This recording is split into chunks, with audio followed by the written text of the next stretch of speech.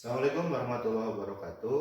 Hari ini kita akan melanjutkan materi kita pada pertemuan sebelumnya, yaitu tentang distribusi frekuensi ya. Nah, materi kita pada hari ini adalah mencari ukuran gejala pusat ya.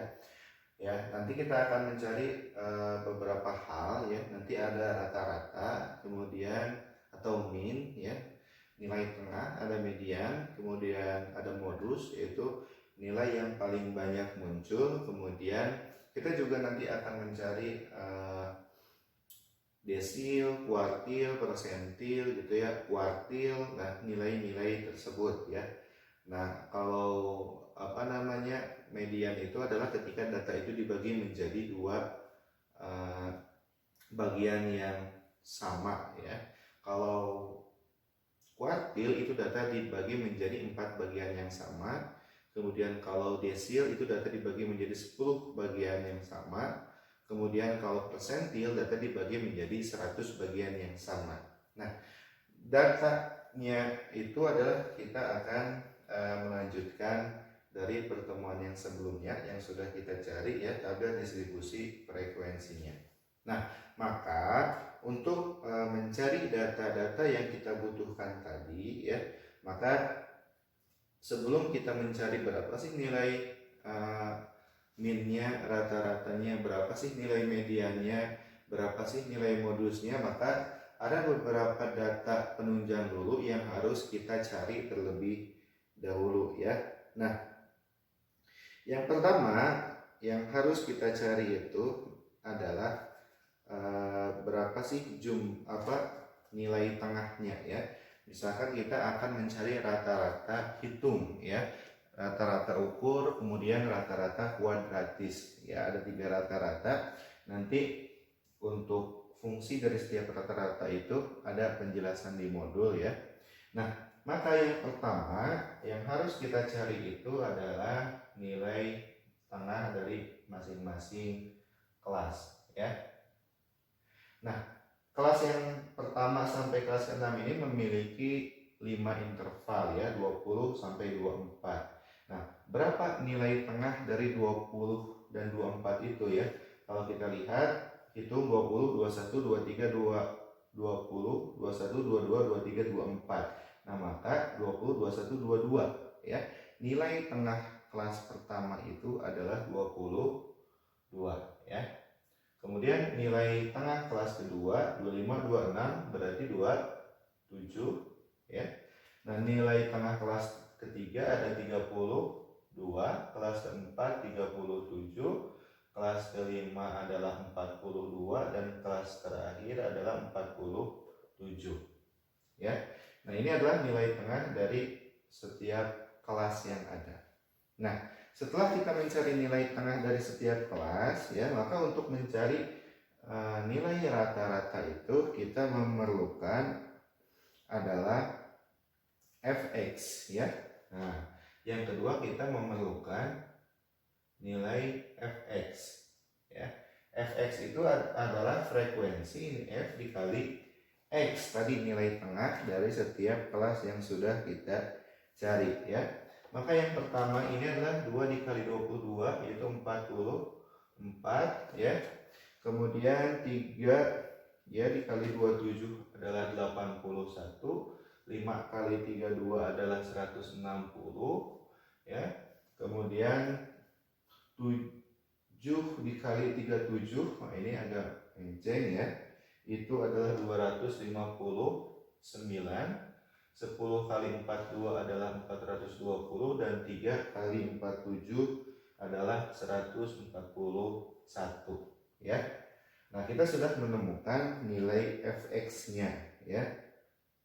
Nah, kemudian ya yang kedua, untuk mencari nilai rata-rata ukur ya, maka kita memerlukan mencari nilai lognya ya. Tapi nanti itu kita akan cari ya nilai f log x nya. Nah, f log x, sehingga ini harus kita cari ya nilai f log x ini untuk mencari nilai rata-rata ukur. Nah, F itu adalah nilai frekuensi kemudian dikalikan log X-nya ya. Nah, berarti dikalikan log 22, log 27 dan selanjutnya. Nah, yang pertama ya, nilai yang pertama dari kelas pertama itu adalah 2,685 ya. Kemudian kelas kedua nanti kalian bisa hitung ya di kalkulator kalian masing-masing. Benar nggak itu? F log X dari 2 dikali log 22 itu adalah 2,685 ya. Nanti silahkan kalian hitung kembali. Kemudian kelas kedua nilai F log X nya adalah 4,294 ya. Kemudian 7,526 maaf ya. Nah, kemudian kelas keempat adalah 10,977. Kelas selanjutnya adalah 16,232 dan kelas terakhir 5,016. Nah, sekarang kita sudah menemukan ya nilai fx dan nilai f log x. Nilai fx nanti kita butuhkan untuk mencari rata-rata hitung dan nilai f log x nanti kita butuhkan untuk mencari rata-rata ukur ya. Nah, kemudian setelah kita menghitung ya nilai-nilai dari setiap kelas, maka kita jumlahkan ya. Nah, maka di sini adalah 1105 dan nilai f log x nya adalah 46,73. Nah, ini adalah nilai f log x nya ya. Nah, maka sekarang kita baru akan mencari ya berapa nilai rata-rata hitungnya min dan nilai rata-rata ukurnya ya. Nah, oke, ini kita hapus terlebih dahulu ya. Ini sudah kita pelajari pada pertemuan kita yang sebelumnya.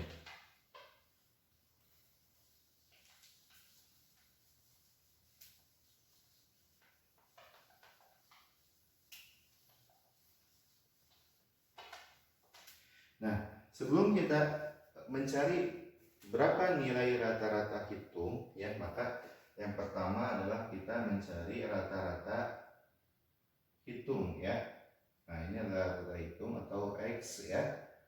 Nah, sebelum kita mencari berapa nilai rata-rata hitung ya, maka kita harus mencari dulu ya nilai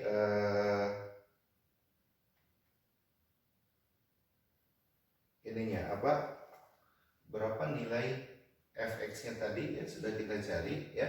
Nah, maka rumus untuk mencari rata-rata hitung ini saya kira ini sangat mudah ya. Rumusnya itu adalah sigma fx dibagi sigma f ya. Nah, ini sangat mudah sekali ya. Nah, sigma fx dibagi sigma f ya. Nah, sigma fx, nah tadi sudah kita hitung ini ya, yaitu 1105 dibagi jumlah frekuensi adalah 30. Nah, ini adalah nilai rata-rata hitungnya, berarti ada 36,83. Nah, dari sini kita bisa menemukan bahwa nilainya adalah 36,83.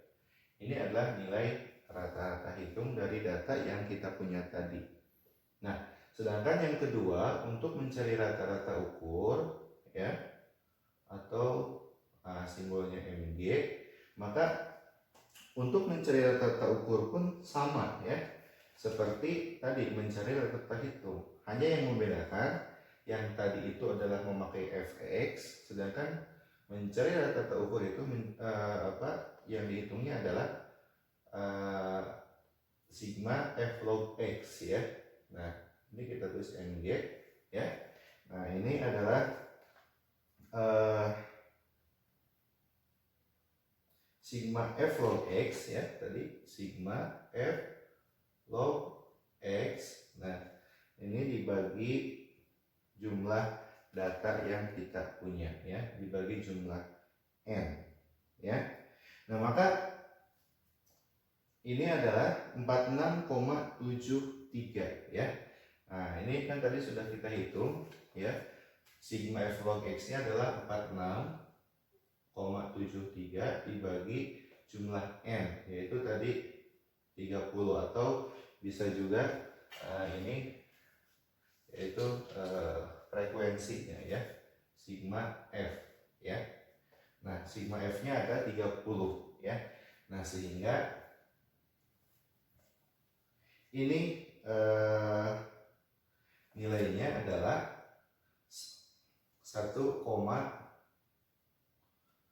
ini 16. Nah, ini kita hitung misalkan 46 dibagi 30 ya.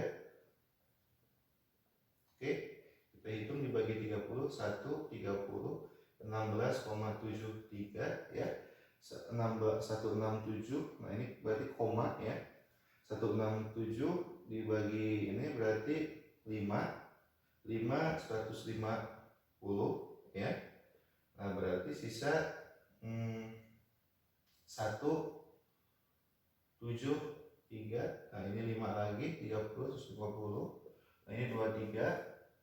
Kemudian dibagi 30 itu adalah 7 ya. Nah, dan selanjutnya ya, kita bulatkan saja 1,557 ya.